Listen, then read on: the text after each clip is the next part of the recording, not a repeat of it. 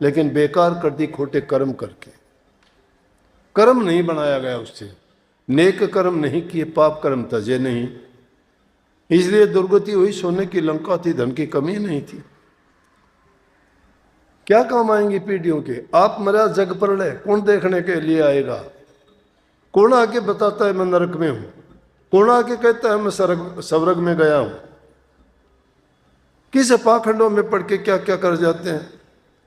कहीं पानी में छलांग लगाते हो, पाप धो लिए, कहीं व्रत करते हो कि मैंने देव खुश कर लिया, वो देवता खुश हो गया। अरे करने वाला काम के मन की शुद्धि नहीं करते, पाप कर्म तजते नहीं हो, इन दूसरे की बार की क्रियाएं करने से कुछ नहीं मिलेगा। अपने मन को शुद्ध और पवित्र बनाओ, नेक कर्म करो। नेक कर्म करने वाला इंसान अपने काम से काम रखता है, जो उसको काम मिलेगा। सेवा मिली तो सेवा करेगा, अगर दूसरा कोई काम मिला दूसरे के कल्याण का, हित का, उसके सुख दुख में साझी होने का, जो भी मिलता है, जैसी भी सेवा मिलती है, वो इंसान दिल लगा के करता है। वो समझो उस वक्त में प्रभु की सेवा करता है और उसको दर्शन होते हैं।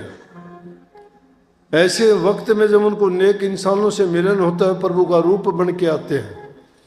उनके लिए जो उनको मान बढ़ाई के जो शब्द कहे जाते हैं वो प्रभु के रूप में होते हैं, जिसको तुमने कभी देखा नहीं, तुम्हें देख के जो तुम्हें अच्छा कह जाता है वो अनेक रूप धार के आता है, लेकिन हमारी वो उसको देखने वाली, पहचानने वाली आंखें नहीं होती।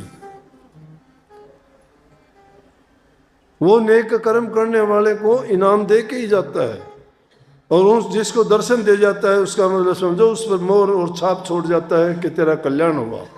दुनियादारी में नाम मात्र के लिए जीता है वो, जब जाता है तो उसका कल्याण हो जाता है, दोबारा मुड़ के संसार में नहीं आता। इसलिए सत्संग किया करो, चिंतन किया करो, बैठ के सोच लिया करो थोड़ा, समय को व्यर्थ ना जाने दो।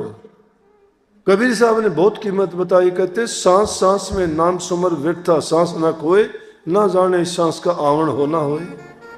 क्या पता अगला सांस आएगा नहीं आएगा, फिर क्या करेंगे?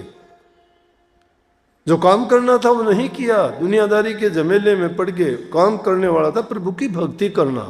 इंसान का चोला यूं ही मिला है कि यही वो मुक्ति का द्वार है।